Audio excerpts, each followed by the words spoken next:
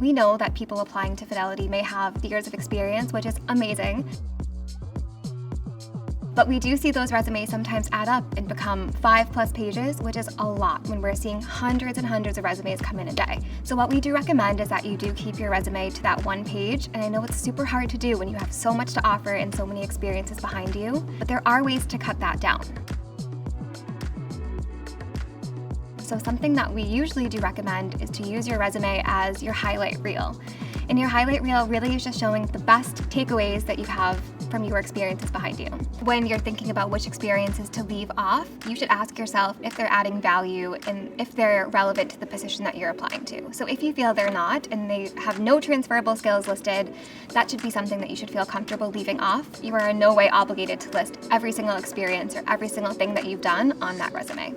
I think your most recent experiences are great to elaborate on and tell us a little bit more about what you've done in those roles. For your bullet points on a resume, I think you should keep those between maybe 3 to 5 bullets. Concise is all we're looking for in a resume. We want someone who's able to be clear and concise and to the point, no matter what role that they're applying to. So you can use that to kind of just say your really high-level takeaways and what you gained from that position. And then during an interview, you can definitely mention those takeaways and elaborate further on them. When you do get into the first round of interviews, whether it's with a recruiter or a hiring manager, we will dig a lot deeper into your resume and we'll ask you to elaborate on those past experiences that you already shared with us. And you are also more than welcome to bring up additional experiences that you have at that time.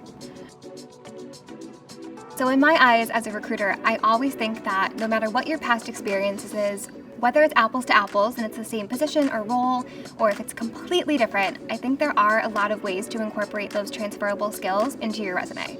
So for example, if you're applying to a position at Fidelity Investments and you have a background in maybe hospitality, you can use that example to say that you have awesome customer service skills, time management, attention to detail. Things like that are always important no matter what job you're applying to, and those are things that our hiring managers are looking for.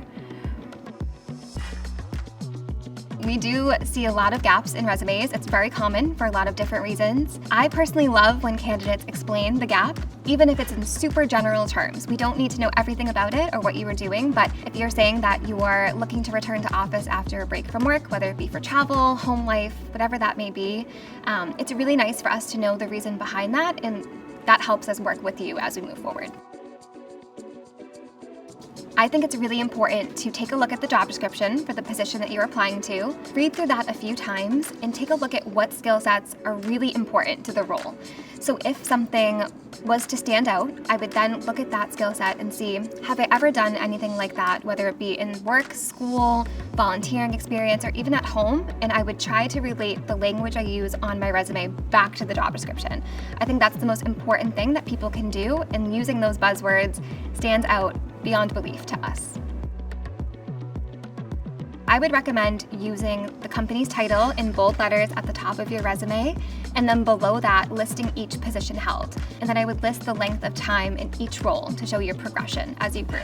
So if you've been with one company for many years and had many roles within that company, I would recommend that on your resume, you list that company as a bold headline, and then below that, you're listing the multiple opportunities and titles that you've held there. And within each title and role, it is great if you can list the position length or time that you've sat in that seat. Red flags for me on a resume are when they're 5+ pages, someone cannot be concise and to the point. It can be extremely overwhelming to take a look at that and figure out what they've done and what they're looking to do with their next opportunity. And it's also overwhelming to share with that hiring manager. Number 2 would be unexplained gaps of employment. That always leaves question marks in the recruiter and in the manager's mind, where we're wondering, what was this person doing? Why have they been out of work? We always want to know the why. I would say my 3rd would be when someone has a really wide variety of career interests. That can leave us in a place where we're not sure what you're looking to do. And that's really what we're trying to do as recruiters. We want to figure out what you're good at, what value you can add to the company, and what position that you would love. So with that, I think it's really important when you do have a wide variety of careers that you are perhaps including a mission statement or an objective line on the start of your resume or within a cover letter that says what you're looking for in that next role.